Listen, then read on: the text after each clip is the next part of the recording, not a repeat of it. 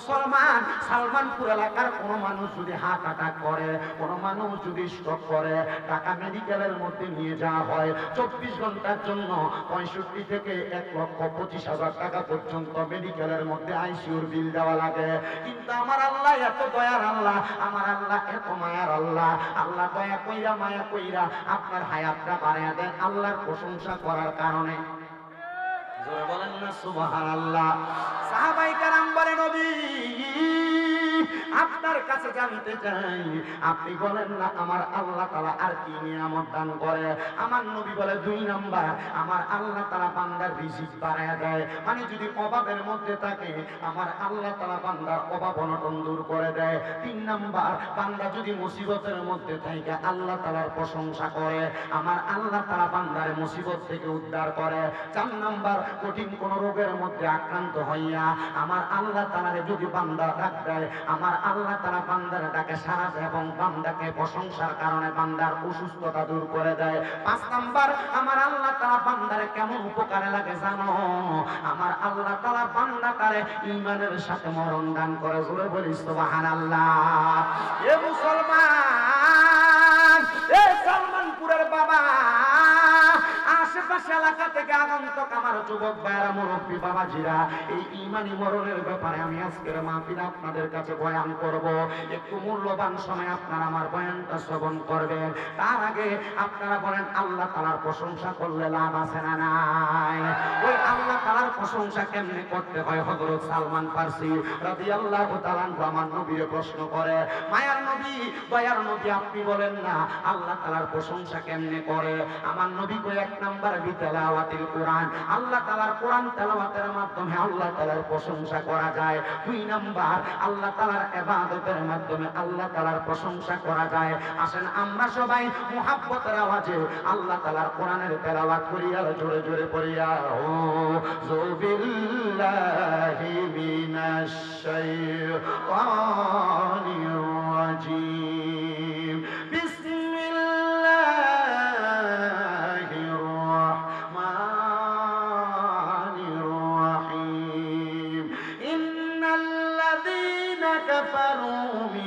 أهل الكتاب والمشركين في نار جهنم خالدين فيها أولئك هم شر البرية. وقال في حديث الشريف عن أنس رضي الله تعالى عنه قال سمعت رسول الله صلى الله عليه وسلم يقول إن من أشرف الساعات أن يرفع العلم ويكثر الزهل ويكثر الزنا ويكثر شرب الخمر ويقل الرجال ويكثر النساء حتى يكون ل50 امرأة قيم واحد متفق عليه أو كما قال عليه الصلاة والسلام. وقال في حديث الشريف في رواية ابن ماجه عن أنس رضي الله تعالى عنه قال سمعت رسول الله صلى الله عليه وسلم ألا أنبئكم بخياركم؟ قالوا بلى يا رسول الله قال خياركم الذين إذا ذكر الله عز وجل. رواه ابن ماجه أو كما قال عليه الصلاة والسلام. وقال في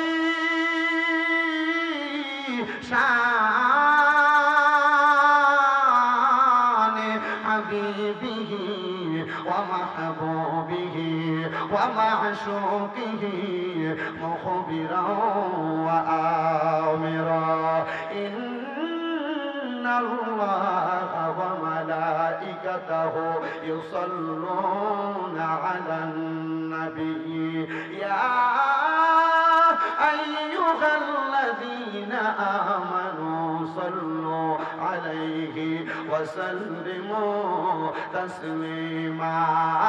يا اللهم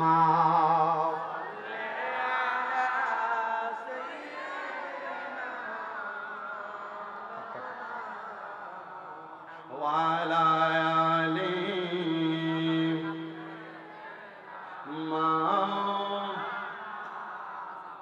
কিবা এলেম আছে আমার, কিবা জ্ঞান আছে নবী গো, কোনভাবে প্রশংসা করব জানা নাহি আছে। রাখো যদি চরণ তলে থাকব পাশে পাশে, দিদার যদি পাই গো নবী আমার মরণ কালে। আল্লাহুম্মা সাল্লি, মারহাবা, মুহাব্বত নিয়ে পড়েন, ঈমান তাজা হবে। মুহাম্মাদ ওয়া আলা আলি,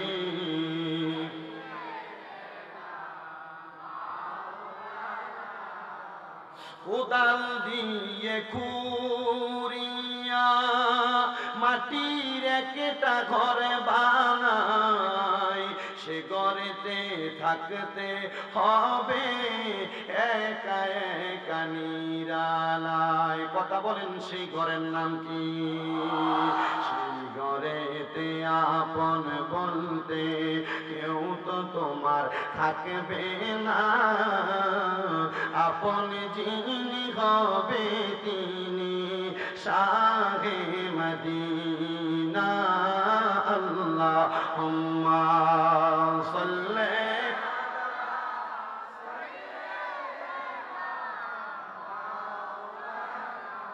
মুহাম্মাদ ওয়া আলা আলি,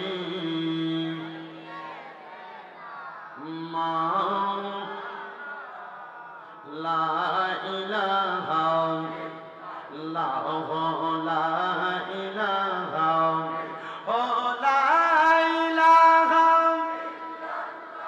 ও লা ইলাহা,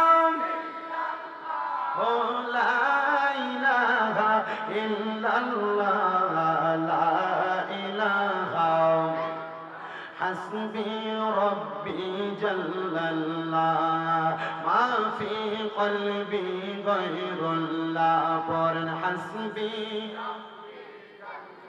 লা মা ফি কলবি গায়রুল্লাহ, নূরে মুহাম্মদ সাল্লাল্লাহ। পড়েন, নূরে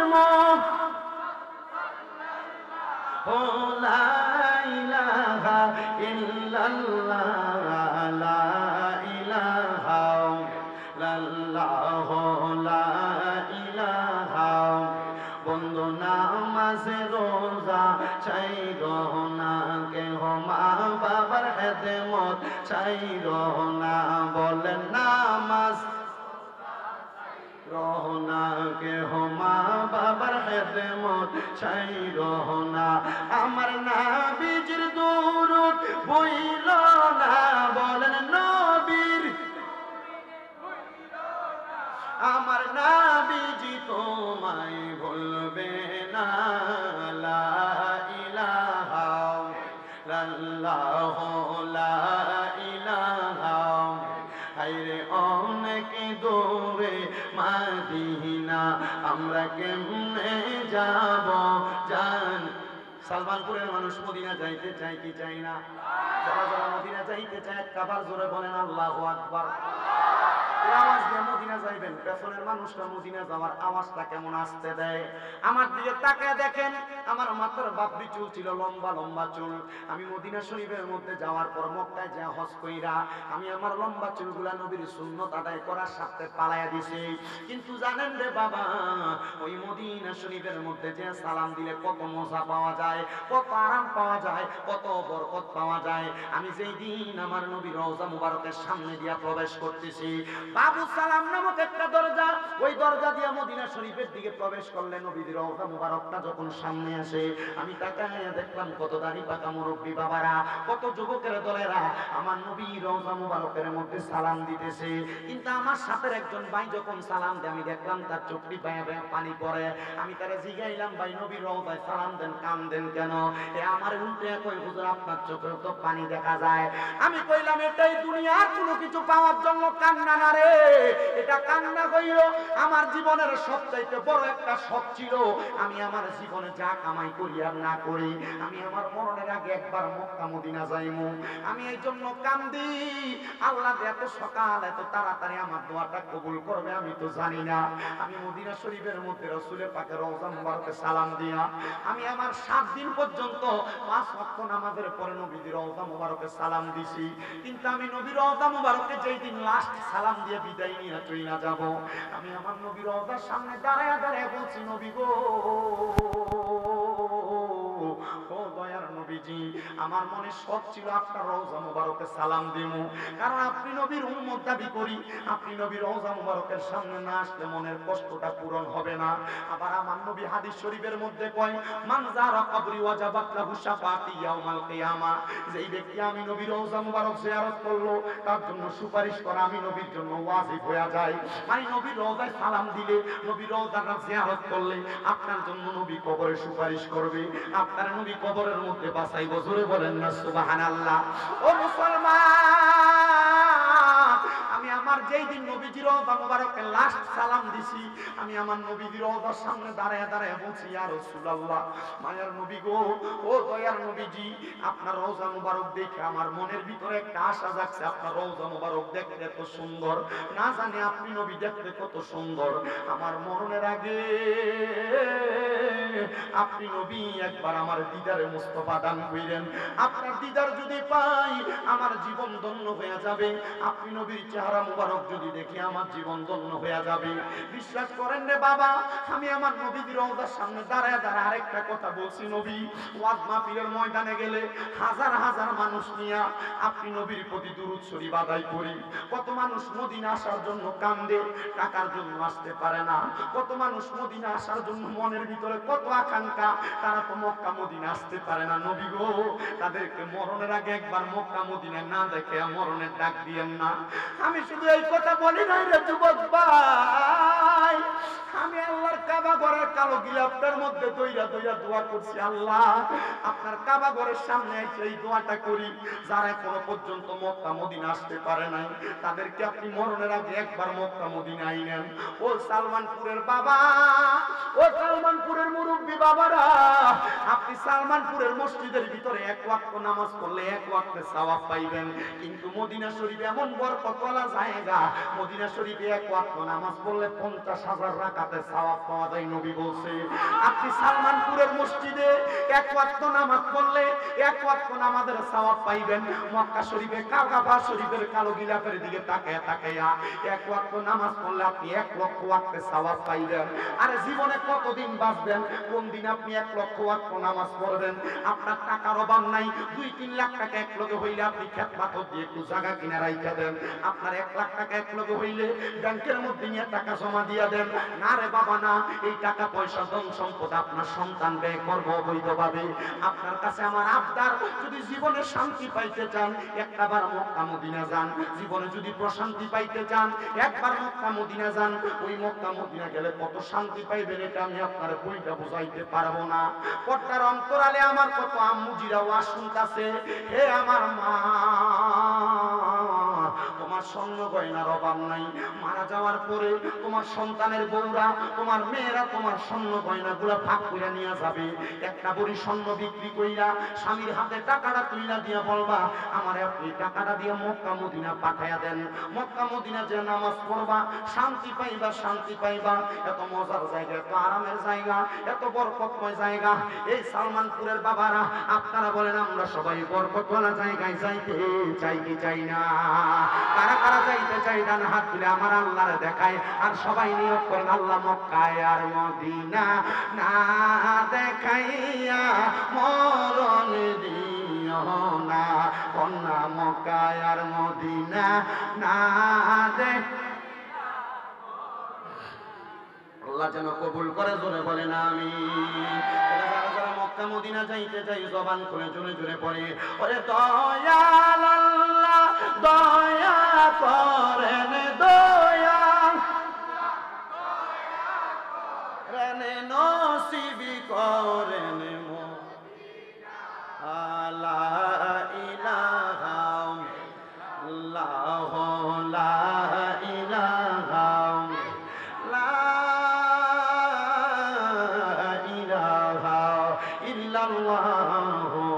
মুহাম্মাদুর রাসূলুল্লাহ সাল্লাল্লাহু আলাইহি ওয়াসাল্লাম। সবাই জবান খুলে পড়ি আলহামদুলিল্লাহ। আর ডাইনে বামে যাব না, ডাইরেক্ট আমি আমার আলোচনার মধ্যে চলে যাচ্ছি। মুমিন বান্দার মৃত্যু সম্পর্কে আমি আপনাদের কাছে বয়ান করব বলেছিলাম। একটা মুমিন বান্দা যদি মারা যায়, মুমিন বান্দা মারা যাওয়ার সময় আমার আল্লাহ তাআলা আজরাইল পাঠানোর আগে দুইটা রহমতের ফেরেশতা পাঠায়। জবান বন্ধ নাই, জোরে কোন আজরাইল পাঠানোর আগে আল্লাহ কয়টা ফেরেশতা পাঠায়? দুইটা ফেরেশতা পাঠায়। এমনি খালি হাতে দুইটা ফেরেশতা মুমিন বান্দার কাছে আসে না। দুইটা ফেরেশতার হাতের মধ্যে জান্নাতি মেশক আম্বরের আতর থাকে, আরেকটা ফেরেশতার হাতের মধ্যে জান্নাতি তুফা আপেল থাকে। একটা ফেরেশতা ঈশা ইমানদার বান্দার মাথার কাছে বসে, আরেকটা ফেরেশতা ঈশা ইমানদারের নাকের আগার মধ্যে বসে। এই দুইজন ফেরেশতা নাকের আগার কাছে বৈশা, একজন মাথার কাছে বৈশা ইমানদার বান্দার নাকের কাছে মেশক আম্বরের আতরের সুগন্ধটা লাগায় দেয়। ইমানদার বান্দাটা ওই সুগন্ধটা পাইয়া ওই জায়গার মধ্যে ঘুমায় যায়। কিন্তু ইমানদারের সামনে আসে ইমানদারের রূহটা কবজ করার জন্য। মনে রাখবেন, কোন মুমিন বান্দার রূহ কবজ করা এত সোজা না। মুমিন বান্দার রূহ কবজ করতে হইলে আমার আল্লাহর কাছ থেকে পার্সোনাল অনুমতি লাগে। জোরে কোন সুবহানাল্লাহ। বলে হুজুর কেন কেন? শুনো রে বাবা, আপনি যদি মুমিন হন, আমার আগের হুজুর আপনাদের কাছে মুমিনের খাসিয়ত সম্পর্কে পরিচয় দিয়ে গেছে। আপনি যদি মুমিন হন, আপনার এই রূহটা কবজ করার সময় আজরাইলের রহমতের 8 জন ফেরেশতা বাধা দিবে। কয়জন? কয়জন ফেরেশতা? মুমিন বান্দার রূহ কবজ করতে আজরাইলের কি ভালো হইব না কষ্ট হইব? জোরে কয় না। কষ্ট হইব। কেমন কষ্ট শুনেন। আজরাইল মুমিন বান্দার রূহ কবজ করার সময় এক নাম্বার মুমিন বান্দার বুকের মধ্যে থাবা দিবে, কিন্তু বুকের মধ্যে থেকে দুইজন ফেরেশতা দাঁড়ায়া যাবে। ও বন্ধু, ওই দুইজন ফেরেশতা মুমিন বান্দার রূহটার সামনে আজরাইলের সামনে দাঁড়ায়া ডাক দিয়া বলবে, আজরাইল মুমিন বান্দার বুকের মধ্যে কেন তুমি হামলা চালাই না? আজরাইল ডাক দিয়া বলবে, এ দুইজন ফেরেশতা, তোমরা আমারে বাধা দিলা। তোমরা কি জানো না আমার আল্লাহ তাআলা তাওবা নামক একটা গাছ রাখছেন লামকানের মধ্যে, যেই গাছের পাতায় পাতায় মানুষের হায়াত লেখা। ওই গাছের পাতাটা ছিঁড়া পইরা গেলে ওই মানুষটার হায়াতটা শেষ হয়ে যায়। এই বান্দার হায়াত শেষ, এই জন্য বান্দার রূহ কবজ করার জন্য আসলাম। বান্দার বুকের মধ্যে হাত দিলাম বান্দার রূহ কবজ করার জন্য। দুইটা ফেরেশতা বলবে, আজরাইল, এই দুইটা ফেরেশতা বলবে, আজরাইল বান্দার বুক দিয়া তো তুমি রূহ কবজ করতে পারবা না। বলে কারণ কি? কারণ কি? বলে মুমিন বান্দার বুকের মধ্যে আল্লাহ এবং রাসূলের ভালোবাসা আছে, এজন্য মুমিন বান্দার বুক দিয়ে রূহ কবজ করা যাবে না। এবার সবচাইতে আকর্ষণীয় জায়গা বিওয়াজিকা নূর, যে চেহারার মধ্যে নূর চমকাইবো, মুমিন বান্দার মুখের মধ্যে একটা থাবা দিব। ও মুসলমান, মুমিন বান্দার মুখের মধ্যে যখন থাবা দিব, কপালের মধ্যে থেকে দুইটা ফেরেশতা দাঁড়ায় যাবে। এই আজরাইল মুমিন বান্দার কপাল দিয়ে রূহ বাহির করতে পারবা না। বলে কেন কেন কেন কপালের মধ্যে দিয়ে রূহ বাহির করতে পারবো না? বলে বান্দা মুমিন ছিল, বান্দা 5 ওয়াক্ত নামাজ আদায় করেছে, সিজদার মধ্যে যাইয়া সুবহান রাব্বিয়াল আলা বলেছে, আমার আল্লাহ তাআলার বরত্বের প্রশংসা করেছে, এই জন্য বান্দার কপাল দিয়ে রূহ বাহির করা যাবে না। এবার আজরাইল ফিরে যাবে। আজরাইল আইসা বান্দার ডান দিক দিয়ে হামলা করবে। বান্দার ডান দিকে যখন হাত দিবে, আর দুইটা ফেরেশতা আজরাইলকে বাধা দিবে। এই আজরাইল এই ডান দিক দিয়ে রূহ কবজ করতে পারবা না। বলে কারণ কি? বলে বান্দার ডান দিক দিয়া কইলাম আমরা বান্দার দান এবং সাদেকা, আমাদের কাছ দিয়া তুমি রূহ কবজ করতে পারবা না। আমরা বান্দার পক্ষ থেকে পাহারাদার হয়ে গেলাম। এবার বাম দিক দিয়ে হামলা করবে, বাম দিক দিয়ে হাত দিলে দুইটা ফেরেশতা দাঁড়ায় যাবে।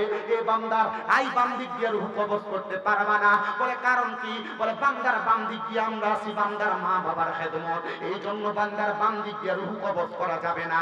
এ আজরাইল এখন তো রূহ কবজ করতে পারবে না, আল্লাহ তাআলার কাছে ফিরে যাবে। আল্লাহ বান্দার রূহ তো কবজ করা যায় না। আমার আল্লাহ আজরাইলে নবীর হাদিস, আজরাইলকে নবীর হাদিসের বাণী শোনায়া দিবে। এ আজরাইল, তুমি কি জানো না যে কওলি লা ইলাহা ইল্লাল্লাহ মুহাম্মাদুর রাসূলুল্লাহ ফাদাখালাল জান্নাতা, যেই ব্যক্তি জবান দিয়া লা ইলাহা ইল্লাল্লাহ মুহাম্মাদুর রাসূলুল্লাহ পড়ছে, সে মরার সময় ঈমানের সাথে মারা যাবে। বান্দা তো ঘুমায়, বান্দা তো আরামের সাথে মারা যাবে না। তুমি যে কষ্ট দিয়ে রুহু কবজ করবা। একটু দাঁড়ায় থাকো, বান্দা ঘুম থেকে জাগ্রত হইলে তখন বান্দার রুহু কবজ করবা, তখন বান্দার রুহু কবজ করবা। সালমানপুরের কত মানুষ মারা যায়, মারা যাওয়ার সময় জিহ্বায় কামড় দিয়ে মারা যায়। সালমানপুরের কত মানুষ মারা যায়, মারা যাওয়ার সময় বিছানায় প্রস্রাব পায়খানা কইরা মারা যায়। সালমানপুরের কত মানুষ মারা যায়, মারা যাওয়ার সময় চোখ উল্টে দিয়ে মারা যায়। সালমানপুরের কত মানুষ মারা যায়, নাকে মুখে দিয়ে রক্ত বাইর হয়ে মারা যায়। ওই মসজিদের ইমাম সাহেবের কাছে যে এইটা জিজ্ঞাসা করতে গেল না, কিন্তু মসজিদে একটু ময়লা পড়ে থাকলে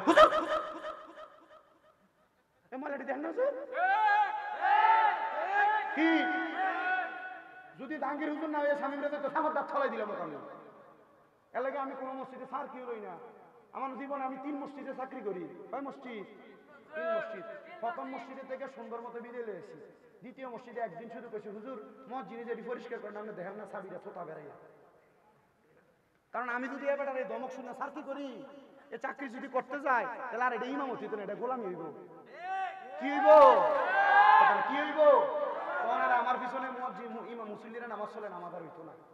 আমি চিন্তা করলাম বুঝছি আর এনে কাম হইতো না, বিদায়। এরপর আরেকটার অবস্থা আপনারা হয়তো নেড়ে দেখছেন, অনেক মোটামুটি অপারেশন করে দিছি কমিটির।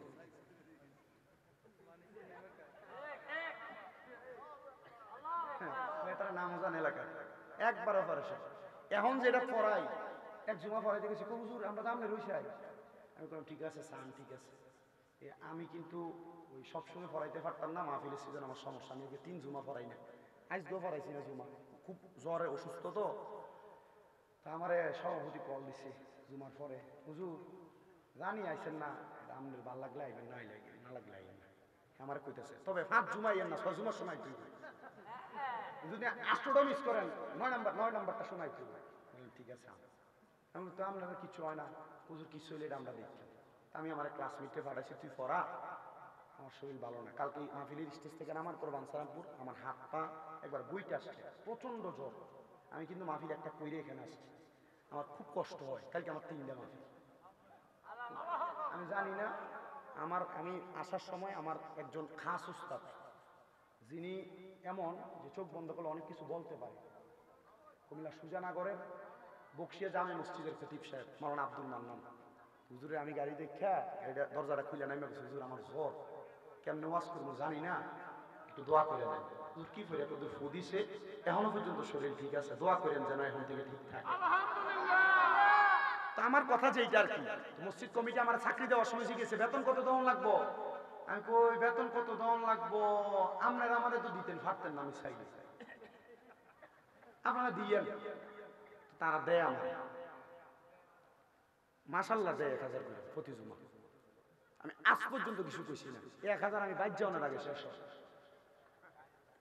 বাড়িতে যাওয়ার আগে শেষ হয়। আমি আজ পর্যন্ত কিছু কই নাই, কারণ আমি কইছি আপনারা যে আমার সম্মান দিতে পারেন রাখেন। কারণ আমি পরে আমি সভাপতি সেক্রেটারি কইতাম না, আমি পরে উল্টা পাল্টা কইলাম, আপনি আমার রাগ করতেন না। কইছে হ্যাঁ ঠিক আছে। হুজুর এটার কাহিনীটা মাইক যেমনি আছে এমনি থাক, এটা ওনার ঠিক করুন যেত না। হুজুর যেমনি আছে তাইলে হুজুর কি করুন? আমি আমাকে নির্দিষ্ট পরিমাণ সম্মান দিবেন, ইমামের মতো। ইমামরা যখন আপনি কইবেন যে হুজুর এটা সাফ করেন, তখন আর এটা কি ইমাম থাকবো? কথা কয় না কেন? সব মসজিদের ভিতরে এমন 2-1টা বান্দর মুসল্লি থাকে, কথা কন না কেন? এটা মসজিদের ইমামের ভিতরে লাগিয়ে থাকে। এটা লাগে এলাকার মসজিদের ভিতরে 3 মাস মুয়াজ্জিন টিকে না। আজান এমনি দিল কি রে? আজকের আজান 2 মিনিটের থেকে 3 মিনিট হলো কি লেগা? এই বাদ দে, কথা কন না কেন? আমি চিন্তা করি এটি কি জবাব দিব আল্লাহর কাছে, কি জবাব দিব? এটি চাইয়া থাকবো মুয়াজ্জিনের ঘাটটি উডের মাথার মতো লম্বা হয়ে গেছে। তখন মুয়াজ্জিনের ভাইয়ের কাছে বলবো, হুজুর আমরা নাকি সাকাবে দিলাম, একটু আমার লয়ে যান। তবু মনে আসিলা নি ছাড়া খাবাইয়া আবার তোমার আমাদের পরে বদনাম করছিল যে হুজুর এটা ভালো না, হুজুর এটা এমনি জোয়ান জান তো ফলাইন লাগে ফুটবলে খেলে। তো আমরা ইমাম মসজিদে চাকরি করে খেললে কি না? না হুজুর খেলতে পারতো না, হুজুর এটাও করতে পারতো না, কিছু করতে পারতো না। হুজুরের দোষের অভাব নাই, কি কথা কন না কেন? ঠিক কিনা? আর বহুত এলাকার ভালো মানুষ যে এলাকায় ইমাম সাহেবরা 25, 26, 30 বছর 40 বছর ইমামতি করে, কোনো কিছু হয় না। আমি যেখানে নামাজ পড়াই এখন এ মসজিদে 40 বছর ইমামতি করছে এ হুজুর, এখন আমার পিছনে নামাজ পড়ে। কয় বছর? 30 বছর এই মসজিদে। তার মানে বোঝায় সালমানপুরে ভালো মানুষ আছে। আলহামদুলিল্লাহ কইলাম তাহলে বাদ দিন, তাহলে আর এদিকে ওয়াজ এলাম এদিকে হেদায়েত আছে। আল্লাহ কবুল করুক, আমিন কোন, আরো জোরে কোন আমিন। তাহলে ওই যে জিব্বা কামড় দিয়ে মারা যায়, এই মরণটা তাহলে ভালো না খারাপ? এই যে না মুদিয়া রক্ত বাইর হয়ে মারা যায়, এটা কি ভালো মরণ না খারাপ? এই যে চোখ উল্টে দিয়ে মারা যায়, এটা কি ভালো মরণ না খারাপ? বিছনায় যে প্রস্রাব পায়খানা করে দিয়ে মারা যায়, এটা কি ভালো মরণ না খারাপ? এই খারাপ মরণের কথা পরে কইতেছে, আগে মুমিনের সাদরার মজাটা বুঝাই, এরপরে বেঈমানের মরণের কথা কইতেছি। অসুবিধা হবে আপনারা? আছেন তো ইনশাআল্লাহ? বিরিয়ানি কিন্তু গরুর না? ঠিক আছে ইনশাআল্লাহ, আল্লাহ যেন কবুল করে, জোরে কোন আমিন। এবার ইমানদার বান্দার বাম দিকে আক্রমণ করার পরে আজরাইল যখন এবার সর্বশেষ ইমানদারের রূহ কবজ করার জন্য আসবে, আজরাইল এসে দাঁড়ায়া থাকবে। দুইজন ফেরেশতা ছিল, একজনের কাছে মেশক আম্বরের আতর, আরেকজনের কাছে জান্নাতি আপেল ছিল, জান্নাতি আপেলটা লইয়া বান্দার মুখের কাছে দাঁড়ায়া থাকবে। রে মুসলমান, এ সালমানপুরের বাবা, এবার বান্দা ঘুম থেকে জাগ্রত হয়ে যাবে, বান্দা চোখটা খুইনা দেখবে, বান্দার সামনে জান্নাতি আপেলটা ধইরা রাখছে। এবার জান্নাতি আপেলের মধ্যে লেখা কালিমা তাইয়্যিবা, লা ইলাহা ইল্লাল্লাহু মুহাম্মাদুর রাসূলুল্লাহ সাল্লাল্লাহু আলাইহি ওয়াসাল্লাম। তখন বান্দা চোখটা খুইলা কালেমা পয়রা ফলাইব, জোরে কোন সুবহানাল্লাহ। বান্দা যখন কালেমা পড়বে রে মুসলমান, বান্দার মুখ দিয়ে একটা বাতাস বের হবে, ওই বাতাসের সাথে সাথে বান্দার রূহ কবজ করা হবে। ছোট্ট একটা বাচ্চার মাথার মধ্যে, বাচ্চা কান্না করলে মা হাত বুলে দিলে বাচ্চা যেমন করে ঘুমায়া যায়, ইমানদার বান্দা ঠিক তেমন করে ঘুমায়া যাবে। মুসলমান, ইমানদার বান্দার রূহটা যখন আজরাইল হাতে নিব, হাতের মধ্যে নিয়ে ইমানদার বান্দার রূহটা নিয়ে যখন সামনের দিকে যাবে, ওই রূহ আজরাইলকে ডাক দিয়ে বলবে, রে আজরাইল, এত আস্তে আস্তে কেন যাও? তুমি যদি জানতা আল্লাহ আমার জন্য কত বড় নিয়ামত রেডি করে রাখছে, তাহলে তুমি আরো তাড়াতাড়ি আমারে নিয়ে জান্নাতের মধ্যে যাইতে। কোন সুবহানাল্লাহ। ইমানদার বান্দার রূহটা নিয়ে আজরাইল উপরের দিকে যাবে। আসমানের মধ্যে প্রথম দরজার মধ্যে 19 জন ফেরেশতা আহলান ওয়া সাহালান মারহাবান দুয়ুফুল্লাহ, দুয়ুফুর রহমান বলে ইমানদারের রূহটারে স্বাগতম জানাইবো। আর ইমানদার বান্দার রূহটা নিয়ে আজরাইল যখন যাবে, ও বাবা কুমিল্লার ভাষায় একটা মাছ রে আমরা যেটা ধরলে হাত থেকে ফিটরা জায়গা, এই মাছটারে আমরা কই বাইন মাছ, কথা কোন না ঠিক কি না? ইমানদারের রূহ যখন হাতের মধ্যে নিবে, ইমানদারের রূহটা হাতের মধ্যে নেওয়ার সাথে সাথে ইমানদারের রূহটা হাতে থাকবে না, বাইন মাছ এমন পিছলে যায়, ইমানদারের রূহটা ওই আজরাইলের হাত থেকে এমন ভাবে পিছলে যাবে। আমার নবী উম্মত রে,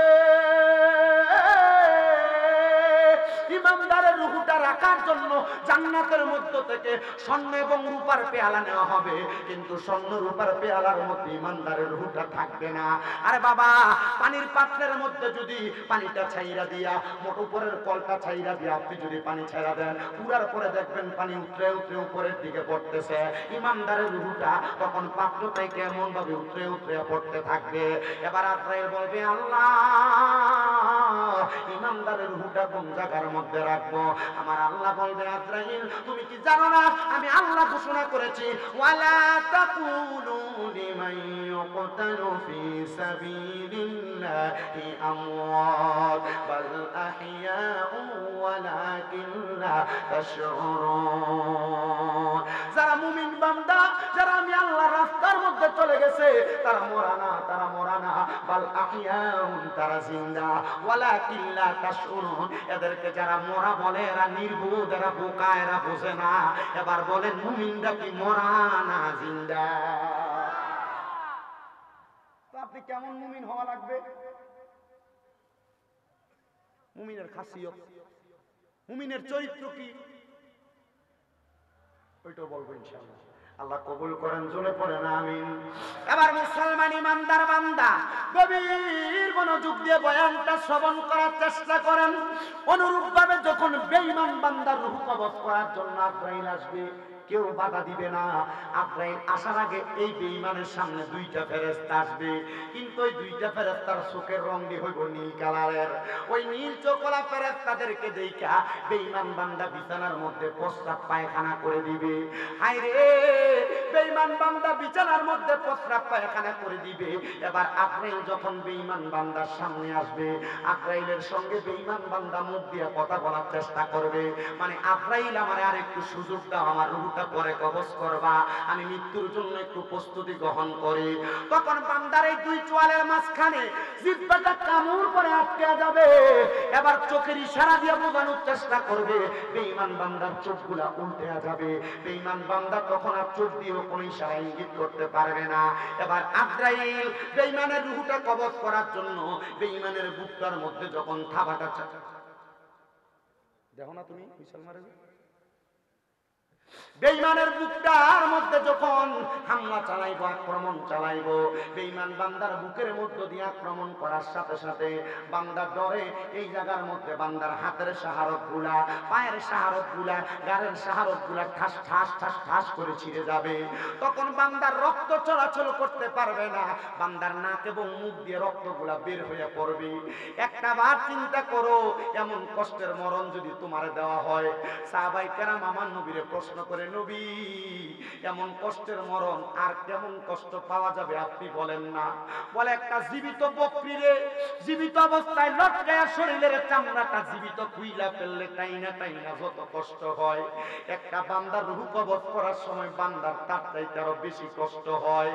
হায়রে বান্দার রূহ যখন কবজ করবে, এই রূহটা কবজ করার পর ওই দুইজন ফেরেশতা বান্দার রূহটারে তাদের হাতের মধ্যে নেবে, কিন্তু দুঃখের বিষয় ওই দুইজন ফেরেশতা হাতের মধ্যে একটা কাপড় নিয়া তাদের নাকের মধ্যে এমন ভাবে ঢাকনা দিয়া রাখবে।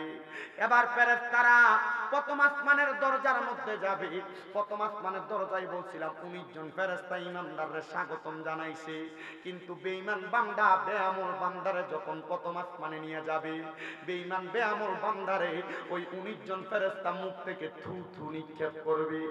ওই দুইজন ফেরেশতা জিজ্ঞাসা করবে, কি রে কেন থুতু নিক্ষেপ করো, কারণটা কি?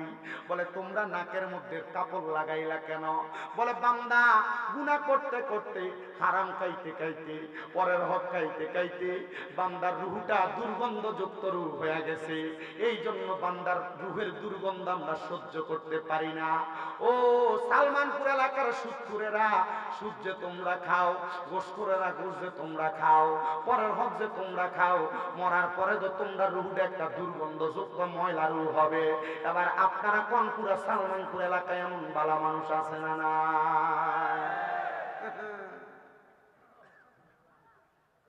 সুদ খানা আপনারা আবার এটি ধরে নিয়ে মসজিদের সভাপতি বানান, এটি ধরে নিয়ে মসজিদের সেক্রেটারি বানান, এটি ধরে নিয়ে এলাকার সর্দার আর মাতাব্বরির দায়িত্ব দেন।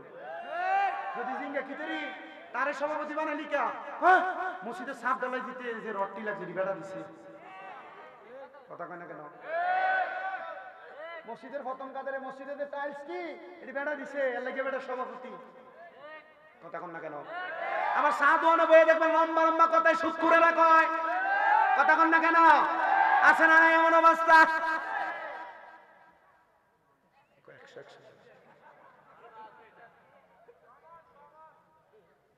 যে জায়গাতে এটির কথা কই মা অনেকটা তুফান ছুড়ে, তার মানে বোঝা যায় এমন রুগীর অভাব নাই, কথা কন ঠিক কিনা? বাজারের ভিতরে গেলে প্রথম দেশি মুরগাটা কেউ ব্যস্ত আনলে এবার আগে কিনে, এটার দাম মাত্র 500 টাকা, কিন্তু এবার এটা 700 দিয়ে কিনে। কিও 500 দিয়ে তিনি 700 দিয়ে কিনলেন কা, আমার টিয়ে যাবে কিন্তু তোর কি না, এবার হারাম টিয়ে আমরা কিনতে পারি, কথা কয় না?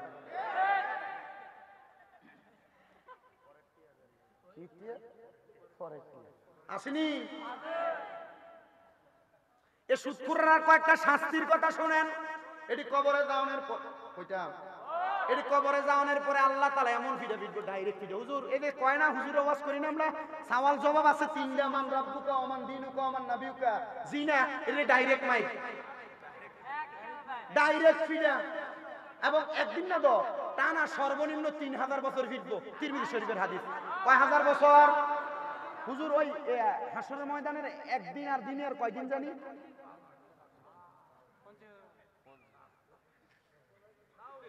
3000 বছর জ্বালাইবো, এমনি জ্বালাইতো না। কেমনে জ্বালাইবো? বলে জাহান্নামের আগুনের রং হইল 3টা। কয়টা? 1 নাম্বার লাল, 2 নাম্বার সাদা, 3 নাম্বার কালা। লাল রঙের আগুনের ভিতরে 1000 বছর জ্বালাই, এবার সাদা বানাইবো। এটার ভিতরে 1000 বছর জ্বালাইবো, এবার এটারে কালা বানাইবো। 1000 বছর জ্বালাইয়া এবার বান্দারে দাঁড় করাইবো তাকাসসুর নামক জায়গায়। কও এবার কিতাবে ঘোষণা করতে, কিন্তু এবার এটার কথা কইতো না, কারণ এদের কইবা আল্লাহ মাফ করে দাও, এদের 3000 বছর জ্বলছে। আপনি কি মনে করছেন 3000 বছর এমনি জ্বলছে?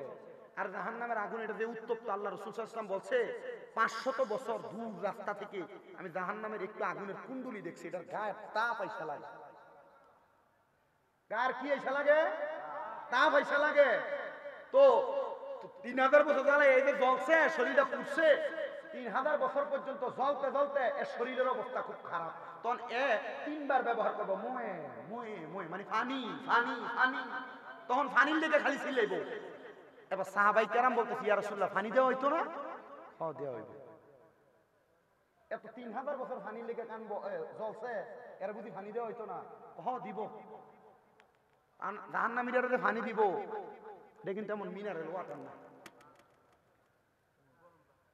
গরম রানি খালি। এবার নবীজি কইতেছে এই পানিটা হইল অন্যান্য জাহান্নামীরা যে আগুনে পুড়াইছে, এরা রক্ত এবং ফুসদিতে নিচে পড়ছে। এটা হাদিস শরীফে কয় তিনাতুল খাবাল। তিনাতুল খাবাল। এই রক্ত পুষগুলারে একটা লোহার গরম পাত্রে লইব। লোহার গরম পাত্রটা কেমন? এই দেখেন আগুনের কয়লা যখন গরম, এটা লাল টসটস হয়ে যায়, জানা? এই লোহার গরম পাত্রটার ভিতরে নিব, নিয়ে করবো ন খাও সূর্যে খামোজা করিয়া যে ফুতের লেগে, ফুতের ভালো একটা কলেজে পড়ানোর লেগে, স্কুলে পড়ানোর লেগে, মানুষ করার লেগে, আপনি যে আপনার ফুতের লেগে আপনি যে সুদ খাইতেছেন, এই ফুতের করবা ফুতরে একটা নেক আমল দেস না, ফুতে করবো চিনি না। আপনি যে স্ত্রীর দামি 3 পিস পরাইবার লেগে হারাম খান, এই বউ কইব তোমার আমি চিনি না, তো লাভ কি এমনি হারাম খাইয়া? তখন বান্দা পানি খাবে, বলে হ্যাঁ দুনিয়ার একটা পানির মধ্যে একটু পরিমাণ সামান্য ময়লা পড়লে আপনি পানিটা ফালাইয়া দিয়া এরপরে ধুইয়া তারপরে ভালো পানি খান। তখন বান্দা এই তিনাতুল খাবাল মুখে দিবে। মুখে দেওয়ার পর বান্দার পেটের নাড়ি গুড়িগুলা এই তিনাতুল খাবালের সাথে উতরেয়া বান্দার পায়খানার রাস্তা দিয়ে পড়বে। জোরে কম নাউজুবিল্লাহ।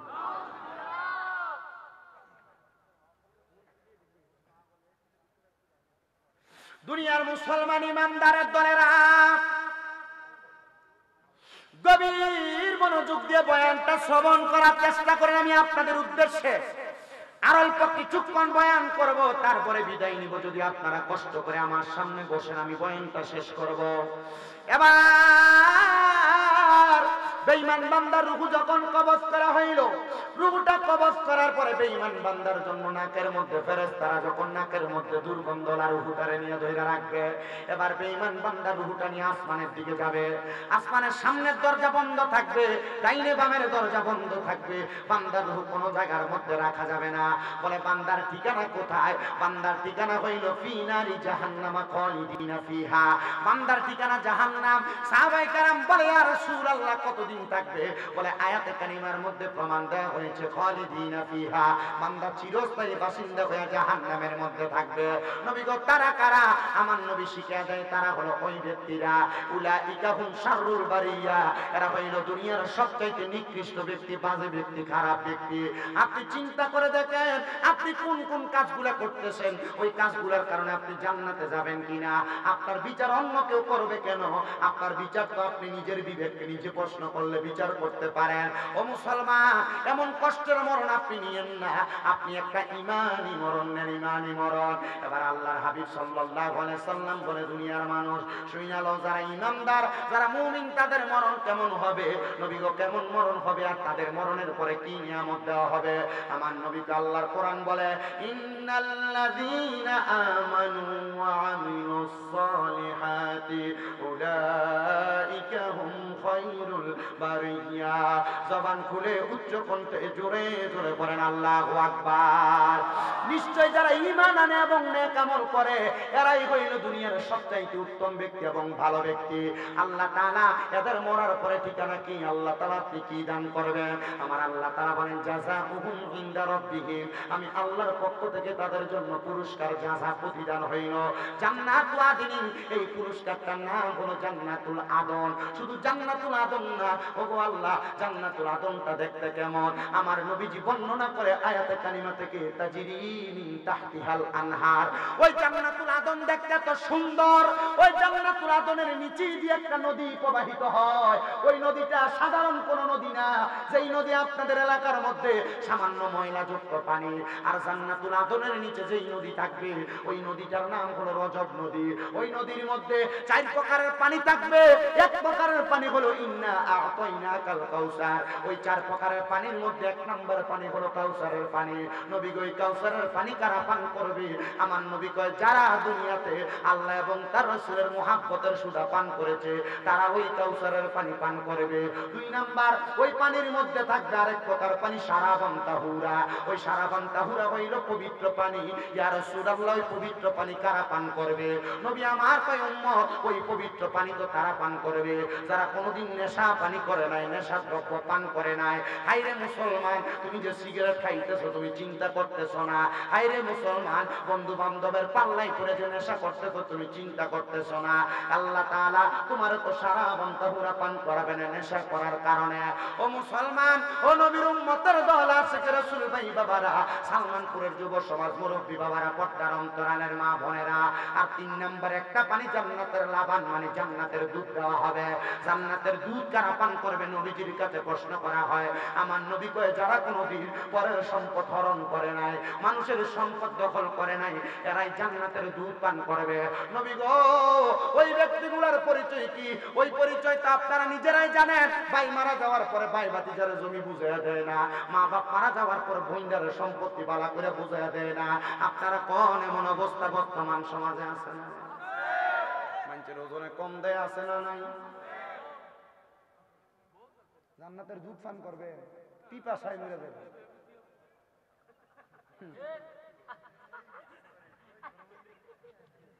কি তো হুজুর,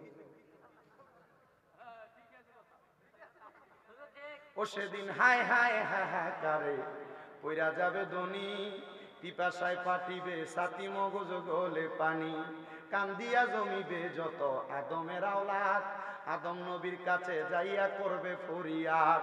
সেদিন আদম বলবে নাফসি নাফসি, আমি কি সুপারিশ করতে পারি গো? তোমরা তাড়াতাড়ি চইলা যাও না আখিরি নবীর দরবারে, কঠিন দিনে আমার নবীজি বিনে, কঠিন দিনে আমার নবীজি বিনে। কিন্তু তুমি জমি দখল করবা, নবী তোমার বাঁচাইবো, ফিরেও চাইতো না। হুজুর নবী দেখেছে কুল্লু উম্মতি ইয়াদখুলুনাল জান্নাহ, আমার সব উম্মত জান্নাতি। কিন্তু নবী লাস্টে দিয়ে একটা কথা কইছে, ইল্লা মান আসানি।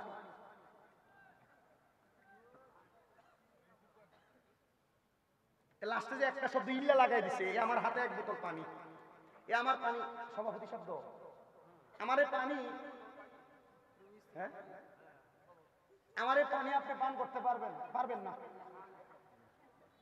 আরেকটা কথা কইেন না, আমরা যে কথা কোন হুজুরও আসে, আমার হাতে এটা কি পানি, আমি বললাম হুজুর এটা আপনার কাছে রাখেন, এটা কেউ পান করতে পারবে না আপনি ছাড়া। তার মানে এটা কে পান করতে পারবে?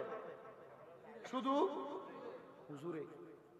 তো নবী কইছে যে আমার সব উম্মত জান্নাতি, ওয়ালা মান আতানি দাখালাল জান্নাহ, যারা আমার ইতাআত করছে, আমি নবীর কথা শুইনা চলছে, এরা যাইবো। ওমান আসানি ফাকাত, সেই ছেলে বুঝে শুনছে না এদের কথা। এটা আমরা কুমিল্লার ভাষা না শিখছিলাম, তাহলে বুঝলে তো আলহামদুলিল্লাহ। তাহলে জমি দখল করা যাবে, বইন্ডার সম্পদ বুঝিয়ে দেওয়া লাগবনি, লাগবনি। দায়িত্ব নিয়ে 2 লাখ দিয়ে দে, মাফ করে দিস। হ্যাঁ কিটা করে দিস, এ মাফ করে দিছে, খাইছে বেটারে। আপনি বইনের নির্দিষ্ট পরিমাণ বুঝিয়ে দিতে হবে। যদি না দেন তাহলে আল্লাহর কাছে আপনি এটার জন্য জবাবদিহিতা করতে হবে। আর যত পরিমাণ জমি বোনের খাইছেন আপনি, এ প্রত্যেক পরিমাণ জমির 7 স্তবক আপনার গলায় ঝুলিয়ে দেওয়া হবে। ঘাড় সোজা করে হাসরের ময়দানে দাঁড়াইতে পারবেন না। তখন জমি বের করে অন্যান্য নবীর উম্মতের দিকে মারলে এটা কেডা? ওইটা যে মানুষ জমি দখল করছে, ক্ষেতের গালা দিতে কাছাইছে, মানুষ জমি দখল করছে, এটা সেটা। আগে ক্ষেতের লাইনে দিয়া ব্যাঙ্গারি টাইম না ধান আনন্দ যেত মাছ ছাত্র থেকে অন আড়ানো যায় না, এটা হাতের বান। কথা কোন আছে না নাই? ওজনেও কম দেয়, আসেনিও পরে একটা বাড়াই দেয়, পরে বাইক নিয়ে দেয় হমান হমান।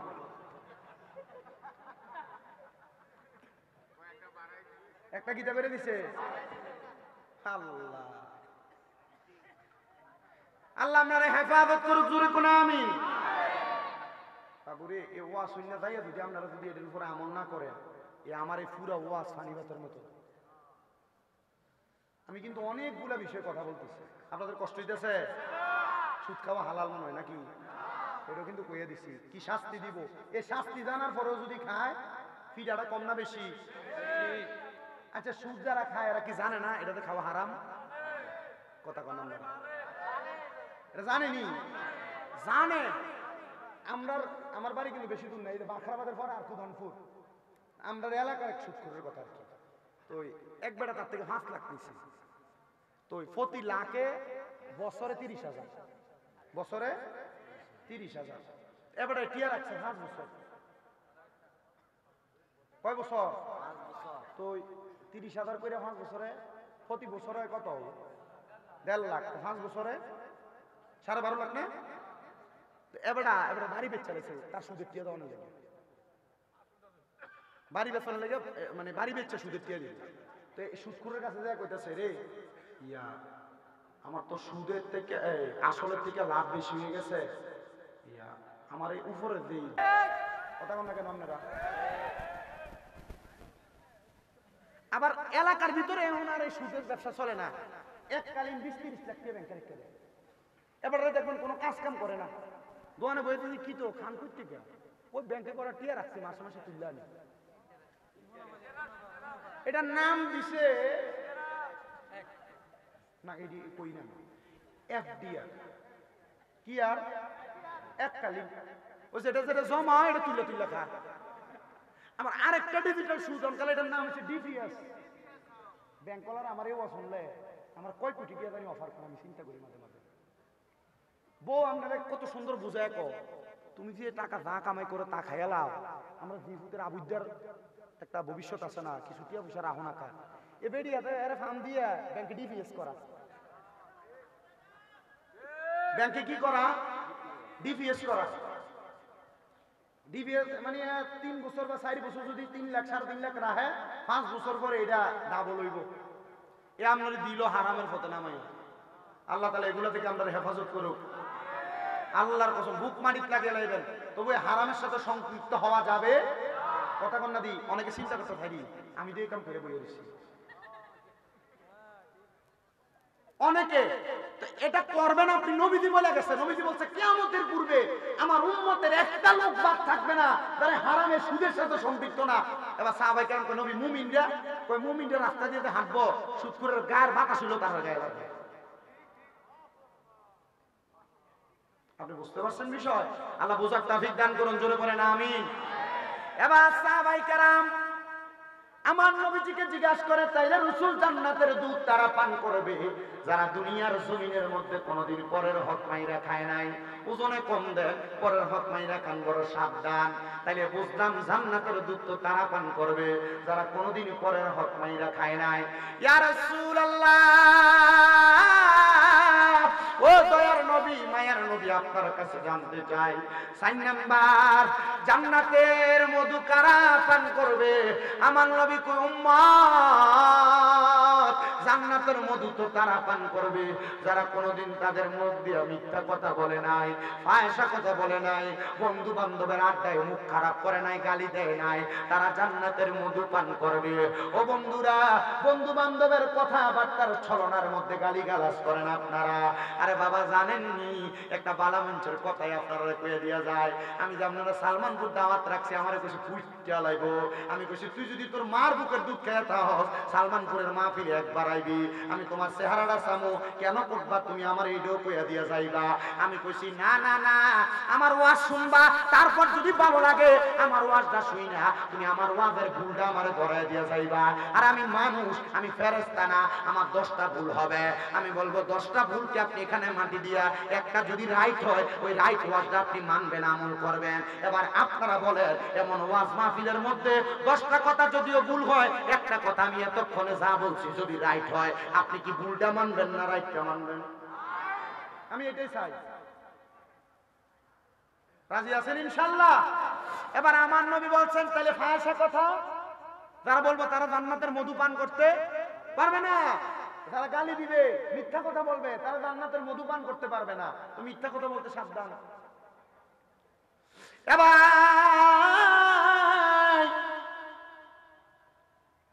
আমার নবী বলে উম্মত ওই জান্নাত এত সুন্দর, তাইলে জান্নাতের নিচে দিয়ে নদী প্রবাহিত। সাহাবায়ে কেরাম কই নবী গো কতদিন থাকবো জান্নাতে?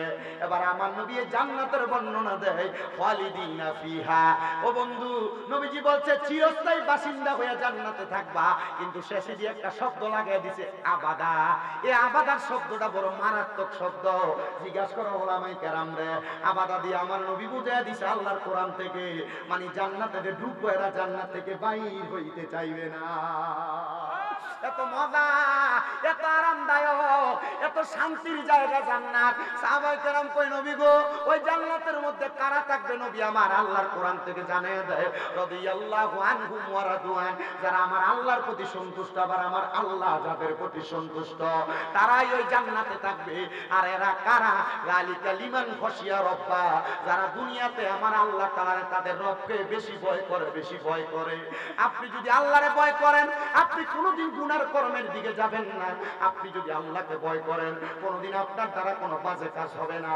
আল্লাহরে ভয় করলে কোনোদিন আপনার দ্বারা দুনিয়ার জমিনের মধ্যে কোনো অপকর্ম হবে না। এজন্য আমার সালমানপুরের বাবারা এমন ভাবে আপনার জীবনটারে আপনি সাজাইবেন, গোছাইবেন যেন আপনার এই জিন্দেগিটা ইমানের জিন্দেগি হয়। মরার সময় আপনি হাসতে হাসতে মরে যাবেন, কিন্তু এলাকার সব মানুষ আপনি মারা যাওয়ার পর আফসোস করবেন। কিন্তু অনেক মানুষ তো মারা যায় মাইকিং করে যাওয়ার সময় মানুষকে বহু জ্বালায়, সেটা মরছে ভালো হয়েছে। এমন মরণ না, এমন একটা ভালো মরণ কামনা করবেন যেই মরণ আপনার ইমানি মরণ হয়ে যাবে। শোনেন এমন একটা ইমানি মরণের কথা আমি আপনাদেরকে জানিয়ে দেই।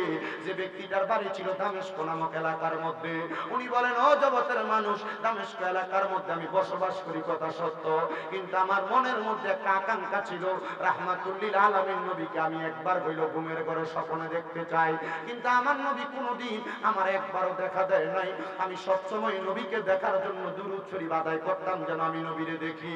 উনি ডাক দিয়ে কই জগতের মানুষ, নবীকে পাওয়ার জন্য আমি এমন পাগল পারা হয়ে গেছি, এমন দিশেহারা হয়ে গেছি, আমি সংসারের মায়া ত্যাগ করে দিছি। আরে আমি আমার পরিবারের মায়া ত্যাগ করে দিছি। আমার সন্তান আমি বাবার সাথে আইসা জঙ্গলার মধ্যে অথবা পাহাড়ের গুহার মধ্যে আমার রাসূল পাক সাল্লাল্লাহু আলাইহি ওয়াসাল্লামকে দেখার জন্য বারবার আমি আব্বার কাছে ফরিয়াদ জানাই, এ বাবা নবীকে দেখার জন্য এত কান্নাকাটি করেন, আমার নবীকে তো আপনি এখনো পর্যন্ত দেখেন না।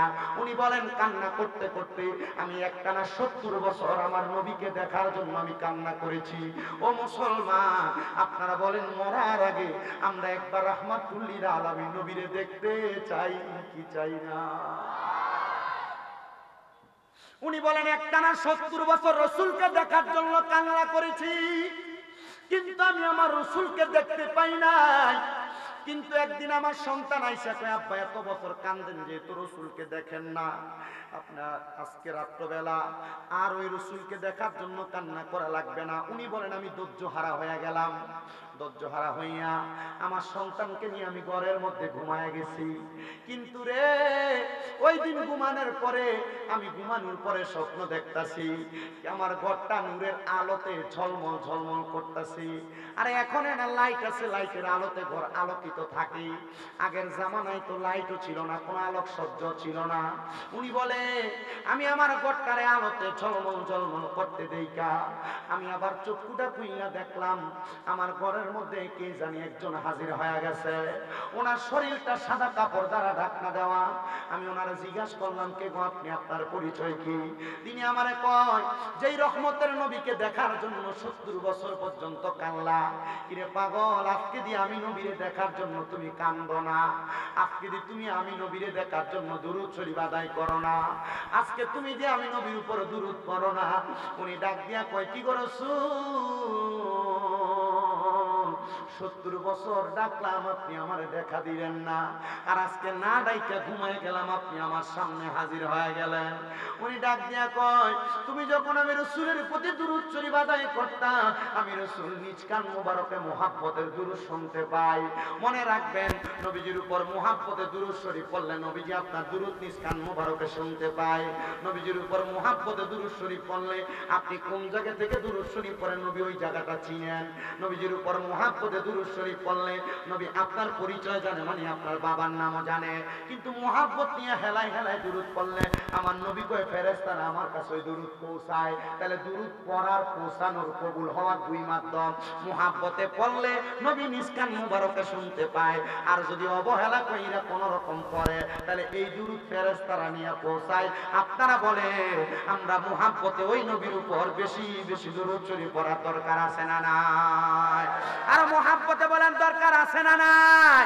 এ আমার সালমানপুর এলাকার বাবারা, হে আমার সালমানপুর এলাকার বন্ধুরা, একটু মনোযোগ দিয়ে বয়ানটা শ্রবণ করার চেষ্টা করেন। উনি বলেন ইয়া রাসূলুল্লাহ, এতদিন পর্যন্ত আপনারা ডাকলাম আপনি আমারে দেখা দিলেন না, আজকে আপনি আমারে দেখা দিলেন। উনি বলেন আমারে রাসূল বলেছে কিরে তোর কি আমার জন্য মায়া লাগে না? 70 বছর তোমার বাড়ির মধ্যে থাইকা তুমি আমার উপর দুরূদ শরীফ না পড়া তুমি কি আমি রাসূলের রওজা মোবারকের সামনে আসতে পারো নাই? তুমি কি জানো না আমি রাসূলকে সালাম দিলে আমি রাসূল তার জন্য সুপারিশ করব, তার কবর হাসর বিধানে বাঁচাইব। উনি বলেন আমি সাথে সাথে ঘুম থেকে জাগ্রত হয়ে গেলাম। আমি বুঝতে পারলাম এটা আমার স্বপ্ন ছিল। আমি আমার কাপড় চোপড় সব নিয়ে আমি রওনা করলাম রাসূলের রওজা জিয়ারত করার লক্ষ্যে। হাঁটতে হাঁটতে রওনা করলাম, এমন টাইমে আমার সন্তান আমারে ডাক দিয়া কয় হে বাবা আপনি কোথায় চলে যান? রাত্র গভীর হয়ে গেছে, কোথায় চলে যান গো? উনি ডাক দিয়া কয় আব্বা আমি যেই রাসূলের দিওয়ানা, ওই রাসূল আমার রওজা মোবারকে ডাকছে, এজন্য আমি চইলা যাই। আব্বা আপনি যেহেতু যাবেন আপনার সঙ্গী বানায় আমারে নিয়ে যান, একা একা যায়েন না, আমি আপনার সঙ্গে যাইতে চাই। উনি বলেন আমার সন্তানকে আমি নিজে নিজে রওনা করলাম। উনি যাইতে যাইতে যাইতে যাইতে মক্কা এবং মদিনার মধ্যবর্তী দামেস্ক এবং মক্কার মদিনার মধ্যবর্তী জায়গার মধ্যে যা পৌঁছাইছেন। উনি বলেন আমি যাইতে মরুভূমির মাঝখান পর্যন্ত যা যখন পৌঁছাইলাম, হাইরে দুনিয়ার মানুষের দলেরা, আমি হঠাৎ করে আধা পথের মধ্যে অসুস্থ হইয়া আর রাস্তা চলতে পারি না, পথ চলতে পারি না। অর্ধেক পথের মধ্যে তাবু গাড়ায় আমি বইসা গেলাম। তাবু গাড়ায় যখন বইসা গেলাম আমার সন্তান আমারে খেদমত করতেছে। উনি আল্লাহ তাআলার ইবাদতে মশগুল, আর আল্লাহ তাআলার ইবাদতের পাশাপাশি নবীজির উপর বেশি বেশি করে দুরূদ শরীফ আদায় করে। সন্তান বলে আমার আব্বা জানে এক তাবুর মধ্যে ইবাদত করে আর আমি এক তাবুর মধ্যে ঘুমাইতেছি। এমন টাইমে হঠাৎ করে গভীর রাতে আমি চিন্তা করতেছি হায়রে এই অসুস্থ বাবা জান উনি যদি মারা যায়, উনি মারা গেলে এই মরুভূমির মাঝখানে কে ওনারে কাফন করাইবো, কে গোসল করাইবো, কে ওনারে দাফন করবো? আমি চিন্তা করতে লাগলাম। চিন্তা করতে করতে আমি যখন স্তব্ধ হয়ে গেলাম, আমি তাকে দেখলাম আমার আব্বা জানের ঘর থেকে দুরূদ শরীফের আওয়াজ শোনা যায় না। আমি তাড়াতাড়ি দৌড়ে গেলাম। আমি ঠিকই যায় দেখলাম আমার আব্বা জান ওনার বিছানার মধ্যে পড়ে আছে সেজদারত অবস্থায়। আমি ওনার নাকে মুখে হাত দিয়ে দেখলাম আমার আব্বা জান ওনার বিছানার মধ্যে মৃত অবস্থায় পড়ে আছে। আমি চিন্তা করলাম কি ভাগ্যের মরণ নামাজের সেজদার মধ্যে মারা গেছে। আমি আবার আমার আব্বাজানকে নিয়ে বৈশা বৈশা চিন্তা করতেছি, ফজরের ওয়াক্ত হয়ে গেছে, আব্বার লাশটা পাশে রেখে আমি ফজরের নামাজ পড়তেছি। নামাজটা শেষ কইরা আমি হঠাৎ করে আমার কানের মধ্যে মানুষের জনসমাগমের আওয়াজ শুনতেছি। আমি তাবু থেকে বের হয়ে দেখলাম ডান দিক বাম দিক সামনে পেছন থেকে দলে দলে মানুষ আগমন করতেছে। এরা আইসা আমার আব্বাজানের লাশটা বের কইরা এরা আমার আব্বাজানকে গোসল করাইছে। মশকের মধ্যে কইরা পানি নিয়ে আসছে, মশকের মধ্যে কইরা পানি দিয়ে আমার আব্বারে গোসল করাইয়া আমার আব্বারে কাফন করাইয়া তারা আমার আব্বারে দাফন করে ফেলছে। আমার আব্বারে দাফন জানাজার নামাজ পড়াইয়া আমার আব্বাজানকে যখন দাফন করে তারা চলে যায়, পেছন থেকে একজনকে ডাক দিলাম, হে এলাকার মানুষ, আপনারা কে কাহারা? আপনাদেরকে তো আমি জানাজার নামাজ পড়ার জন্য খবর দেই না। আরে বাবা, মানুষ করলে মাইক দিয়া মাইকিং করা লাগে না। মানুষটা যদি বালা মানুষ হয়, মুমিন মানুষ হয়, সাতটা পাক্কা মানুষ হয়, তার মাইক দিলে তার জানাজার নামাজের ভিতরে মানুষের অভাব হয় না। মাইকিংও হুদাহুদি মাইকিং করে।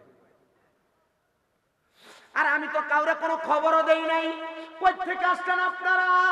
ওই ব্যক্তি বলে, এ বাবা শুনো, গতকালকে রাত্রবেলা আমি স্বপ্নের মধ্যে দেখলাম রাহমাতুল্লিল আলামিন নবী আমার ঘুমের ঘরে স্বপ্নে বলতেছি, কিরে তোমরা তোমাদের ঘরের মধ্যে ঘুমাও, আর আমি নবীর একটা পাগল আশেক মরুভূমির মাঝখানে মৃত অবস্থায় পড়ে রইছে, তার জানাজা কে পড়াবে? তোমরা যদি সাতটা পাক্কা একজন আশেকের রাসূলের জানাজার নামাজ পড়াইতে চাও, যাও যাও যাও, ওই মরুভূমির মাঝখানে চলে যাও। বলে, আপনি একজনে না স্বপ্ন দেখছেন? তারা এত মানুষ কই থেকে আসলো? বলে, আমি যখন মসজিদের ইমাম সাহেবের কাছে ফজরের নামাজের পরে এই কথাটা বলছি, আমি দেখলাম সব মুসল্লিরা হাত তুলে কই, হুজুর আমি একই স্বপ্ন দেখছি, হুজুর আমি একই স্বপ্ন দেখছি, আমি একই স্বপ্ন দেখছি। ইমাম সাহেব আমাদেরকে নিয়ে আপনার আব্বাজানের জানাজার নামাজ পড়ানোর জন্য চলে আসছে।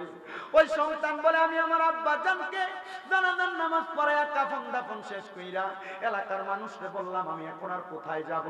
আমার যাওয়ার মতো কোনো জায়গা নাই, আপনারা আপনাদের সাথী বানায় আমার নিয়ে যান না। এবার নিয়ে গেছেন, আর ওই এলাকার মানুষ রাত্রবেলা ইবাদত করে আর কয়, আল্লাহ এমন একজন মানুষের জানাজা আমরা পড়তে পারছি, আমরা ভাগ্যবান। এই মানুষটার কারণে আমরা রহমতের নবীকে স্বপ্ন দেখছি, আমরা ভাগ্যবান। ওই ছেলেটা ডাক দিয়া কয়, আপনারা তো নিজেদেরকে ভাগ্যবান মনে করেন, কিন্তু আমার আব্বাজান যে মারা গেছে, মারা যাওয়ার পর কবরে কেমন আছে আমি বাপ সন্তান তো জানি না। আমার জানতে বড় ইচ্ছা হয়। হাইরে, আজকে সালমানপুরের কত সন্তানেরা মাহফিলে বসে গেছে, আপনাদের মা কবরে, আপনাদের বাবা কবরে কেমন আছে একবারও তো খবর লইলেন না। আব্বা মারে কবর দেশের মধ্যে শোয়া দিয়া আজকের মাহফিলে আসলেন, কিন্তু মা বাপ কবরে কেমন আছে আপনি জানেন না। ওরে 3.5 হাত গর্তে ফেলে কেমন করে আইলা চলে, তোমার বাড়ি আইতে দেরি হইলে যেই মা ঘুমাইতো না, ওই কবর দেশে মায়ের পাশে একটু রইলি না। কেমন আছেন বাবা মনি, কেমন আছেন মা জননী, একবারও তো দেখায় আসলি না। ওই মা বাবারে কষ্ট দিয়া দুনিয়াতে দিন কাটাইয়া কোনদিনও শান্তি পাবি না। আরে কবর দেশের খবর লইলি না। এ সন্তান, আপনার বুঝি বাবা জান অন্ধকার কবরে, আপনার বুঝি মা অন্ধকার কবরে। ওই ছেলে বলে, আমি আল্লাহর কাছে কাঁদতেছি, আল্লাহ আমার আব্বা যে কবরে, আপনি আমার আব্বা জানলে কবরে কেমন আছে একটা বারো তো খবর দিলেন না। ওই সন্তান গভীর রজনীতে তাহাজ্জুদের নামাজ পইরা পইরা আমার আল্লাহ তাআলার কাছে কাঁদতেছে। মনে রাখবার সন্তানের দলেরা, দুনিয়া জমিনের মধ্যে তাহাজ্জুদ নামাজটা বড় একটা নেয়ামত। এই তাহাজ্জুদ নামাজ পইরা আমার আল্লাহর কাছে কোনো কিছু চাইলে আমার আল্লাহ বান্দারে ফিরায় না। এবার ওই বান্দা বলে, আমি সালাতুত তাহাজ্জুদের নামাজ পইরা আমার আব্বা জানের জন্য বারবার কাঁদতেছি। হঠাৎ করে আমি দেখলাম একটা সুন্দর চেহারাওয়ালা ব্যক্তি সুন্দর একটা ফুলের বাগিচার মধ্যে হাঁটাচলা করতেছে। বলতেছি। আমি জিজ্ঞাসা করলাম কে আপনি? উনি ওনার ডান দিক থেকে ঘাটটা ফিরে কয় আমি তোমার আব্বা জান। তুমি কি আমি বাবা জানকে চিনলা না? বলে চিনছি গো বাবা। হে আব্বা জান, আপনি কবরের মধ্যে কেমন অবস্থায় কোন হালতে আছেন? বলে রহমতের নবীর উপরে প্রাণ ভরে দুরূদ সালাম আদায় করেছি। আমার আল্লাহ তাআলা আমারে ফিরায় নাই আমার আল্লাহ তাআলা রহমতের চাদর দিয়ে আমারে রাখছে। কিন্তু বাংলাদেশের অনেক সন্তানদের অবস্থা, যারা দুনিয়ার জমিনে ভাইয়ে ভাইয়ে ঝগড়া করে মা বাপরে বাদ দেয় না, বউয়ের কথা শুই না মা বাপরে আলাদা করে দেয়। বউ বলছে তোমরা 2-3 ভাই, তুমি কি লেগে একা একা বাপ মারে ভাত খাওয়াইতা, আর 2-3 ভাই কি বাপ মারে ভাত খাওয়াইতে পারে না? এই কথা শুই না অনেক সন্তানরা মা বাপরে জুদা করে দেয়, আলাদা করে দেয়। না রে সন্তান না, দাও তোমার পাও আমার সামনে দাও, আমি আমার জিহ্বা দিয়ে তোমার পাও পরিষ্কার করে দিব। তবুও যদি এমন মা বাপরে জুদা করে থাকো, আলাদা করে থাকো, ওয়াদা করো এখান থেকে বাড়িতে যে মা বাবার পা ধরে মাপ চাইবা। কত মা বাবা বিছানার মধ্যে রাত্রবেলা মাথা লাগায়া লাগায়া বালিশে কান্দে, কারণ তারার ফুট তারার দমক দিয়া কথা কয়, কারণ তারার ফুটের কাছে তারা শরমে কোনো খানা খুঁজতে পারে না। কেমনে রে আলাদা করলা? বুইলা গেছ তোমার মা ঘরে যদি 3 টুকরা মাছ রান্না করতো, মা মারটা খাইতো না। দুপুরে তুমি তোমারটা খাইতে, বাবা বাবারটা খাইতো, কিন্তু মা মায়ের মাছের টুকরাটা আলাদা করে রাখতো। রাত্রবেলা আমার সন্তান আদর করে মজা করে ভাতটা খাইব। আজকে ওই মা কবরে, কিন্তু অনেক সন্তান কপাল মন্দ, ওই মা বাপরে আলাদা করে দিছে, জুদা করে দিছে। ওয়াদা করো, ওয়াদা করো এখান থেকে বাড়িতে যাইয়া মা বাবার পা ধরে ধরে মাপ চাইবা। আরে আজকের মাহফিল কবুল হবে কি হবে না এটার গ্যারান্টি কেউ দিতে পারবে না। তবে আমি একটা গ্যারান্টি দিয়া যাই, আগামীকালকে যখন দেখবা এই এলাকার মুরব্বীরা দোকানে বৈশা বৈশা বলতেছে হ্যাঁ আমার ফুতে কোনোদিন অন্যায় করে নাই আমার সাথে, তবু ওয়াশুই না যাই আমি আব্বা জানের পাশ হইয়া মাপ চাইছি। হ্যাঁ আমার সন্তান কোনোদিন আমার সাথে কোনো অন্যায় করে নাই, তবু আমার সন্তান আমার পায়ে ধরে মাপ চাইছে। আরে মা বাবার পায়ে ধরলে দাম কমে না, ইজ্জত কমে না। মাঝে মাঝে সুযোগ পেলে আম্মা আব্বার কদমের মধ্যে চুমা দিবা চুমা। কেন জানো? আমি গুনাহগার মানুষ, আমার এলেমের জোরে আমি কথা বলি না, মাত্র কুমিল্লা আলিয়ার মধ্যে কামেল প্রথম বর্ষে পড়ালেখা, কিন্তু আমার আল্লাহ তাআলা আজকে 8 বছর পর্যন্ত আমার দিয়ে ওয়াজ মাহফিল করায়।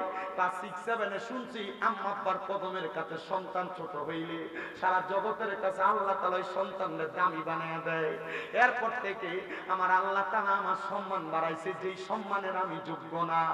এই সন্তানের দল, এই নবীর উম্মতের দলেরা, মা বাপ বৃদ্ধ হইলে জিহ্বার স্বাদ নষ্ট হয়ে যায়, কখন কি খাইবো মা বাপ বলতে পারে না, সন্তানরে মুখ ফুইটা। আপনি ওই মা বাপরে জুদা করে দিছেন, আর আপনার মার যেই দিন আপনার ঘরে খানা হয় আপনার বউ বালা কোন রান্দা রান্দে না। আল্লাহর দোহাই লাগে, কেউ যদি এমন মা বাপরে আলাদা করে থাকো, এখান থেকে বাড়িতে যে মা বাবার পাউডি ধরে কইবা মা ও আব্বা আর জুদা খাওয়া লাগতো না, আমার ঘরে আপনি ভাত খাইবেন। যতক্ষণ পর্যন্ত মুখ দিয়া বলছে মাফ করে দিছি, ততক্ষণ পর্যন্ত মা বাবার পাও ছাইরো না। কারণ আমার নবী কয় ওই মা বাবার অসন্তুষ্টি করলে আমার আল্লাহ অসন্তুষ্ট হয়ে যায়। সাকাতুর রব্বি ফি সাকাতিল ওয়ালিদাই, এই দুনিয়ার মানুষ ওই আম্মা আব্বারে সন্তুষ্ট করলে আমার আল্লাহ সন্তুষ্ট হয়ে যায়। রিদার রব্বি ফি রিদাল ওয়ালিদাই, আম্মা আব্বার সন্তুষ্টিতে আমার আল্লাহ সন্তুষ্টি হয়ে যায়। জানি না আপনারা মা বাবার কাছে মাপ চাইবেন কিনা, তবে অনেকে চিন্তা করে হুজুর যাদের বাড়িতে বাবা আছে তারা বাড়িতে যাইয়া বাবার পায়ে ধরে মাপ চাইব, আমার তো আব্বা নাই আমি কার পায়ে ধরে মাপ চাইব। অনেকে চিন্তা করে হুজুর যাদের বাড়িতে মা আছে তারা বাড়িতে যাইয়া মার পায়ে ধরে মাপ চাইব, আমার তো মা নাই আমি কার পায়ে ধরে মাপ চাইব। সন্তান চিন্তা করবেন না, একটু পরে আখিরি মুনাজাত হয়ে যাবে, ওই মুনাজাতের মধ্যে আপনি আমার আল্লাহ তাআলার কাছে কান্না করবেন, রব্বির হামহুমা কামা রব্বায়ানি সগীরা। আমার নবী কই উম্মত, কোন সন্তানের মা মারা যাওয়ার পরে, বাবা মারা যাওয়ার পরে ওই সন্তান যদি চোখের মনি কোঠার মধ্যে একটা মাছির মাথা পরিমাণ পানি চাইরা দিয়ে কান্না করে, ওই পানি মাটিতে পড়ার আগে আমার আল্লাহ তাআলা তার মা বাপরে মাফ করে দেয়। এখন তোমার বুঝি মা বাবার জন্য চোখের পানি আসে না, এখন তোমার বুঝি মা বাবার জন্য কান্না আসে না, কিন্তু বাড়িতে গেলে আব্বা যে খাটের মধ্যে ঘুমাইতো ওই খাটটার দিকে চাইলে চোখের পানি বায়া বায়া পড়ে। বাড়িতে গেলে আম্মা যেই কাপড়টা পরতো, আলমারির দিকে তাকাইলে আম্মার পুরান কাপড়টার দিকে তাকাইলে চোখের পানি বায়া বায়া পড়ে। সন্তানের দল ওই মা বাবার মতো রত্ন যদি বাইচা থাকে, এখন থেকে তোমরা যত্ন করা শুরু করো। মনে রাখবা, ওই মা বাবার পেছনে টাকা পয়সা খরচ করতে কোনোদিন অলসতা করবা না। আমার নবীজি শিখে দেয় উম্মত, ওই আম্মা আব্বার পেছনে যদি কেউ মাত্র 1 দিরহাম খরচ করে, আমার আল্লাহ তাআলা ময়দানে মাশরে এইটাকে লক্ষ কোটি গুণ বাড়ায়া বরকত হিসেবে সন্তানের কাছে উপস্থাপন করে দিবে। এই সন্তান আপনাদের সবার কাছে আমার আবদার, এই কাজটা করবে যেন আল্লাহ তাআলা আপনার অসংখ্য বরকত অসংখ্য নিয়ামত দান করে। যদি আল্লাহ তাআলার অসংখ্য নিয়ামত অসংখ্য বরকত চান, আম্মা আব্বার মনে কোনোদিন কষ্ট দিয়েন না। দেখবেন আপনাকে আমার আল্লাহ তাআলা জগৎ বিখ্যাত বানিয়ে দিবে, আপনি টেরও পাবেন না। আল্লাহ তাআলা আমাদেরকে এমন আম্মা আব্বার প্রতি সদাচরণ এবং ইহসান করার তৌফিক দান করুন। জোরে জোরে বলেন আমিন। কিন্তু অনেক সন্তানেরা এখানে বসছেন, আপনার মা বাবা আপনাকে লাখ লাখ টাকার জমি সম্পদ দিয়ে গেছে। ওই সম্পদে যদি আপনি ভাড়া থাকতেন, মাসে যদি 5,000 টাকা করে ভাড়া দিতেন, 12 মাসে 60,000 টাকা ভাড়া দেওয়া লাগতো আপনার। অনেক সন্তান বসছেন, আম্মা আব্বা যদি বাইচা থাকতো, মাসে যদি 1,000 টাকার ফল কিনা খাওয়াইতেন, 12 মাসে 12,000 টাকার ফল কিনা মারে খাওয়ানো লাগতো। কিন্তু ওই মা কবরে, ওই বাবা কবরে আপনার কাছে কোনো ফলও চায় না, খানাও চায় না, বাড়াও চায় না। গত বছরও নাকি মাহফিলে কালেকশন করছে, কিন্তু অনেকে দিছে অনেকে দেয় নাই। এজন্য আমার কাছে হুজুর কালেকশন দরকার নাই, বাকির কালেকশন। যারা তাবারুক নিয়ে ভলান্টিয়ার রেডি আছেন, আপনারা তাবারুকটা নিয়ে একটু রেডি থাকেন। আমি অল্প কয়েক মিনিটের ভিতরে ওই মা বাবার জন্য খাস করে দোয়া চাই। নগদে 2,000, 1,000, 500 এমন করে করে দান করবেন, আমার কাছে দিয়া যাবেন, আমি খাস করে দোয়া করব। আরে আছেন নাকি একটা সন্তান দাঁড়াইবেন, হুজুর আমি 2,000, আমি 5,000 নগদ দান করব।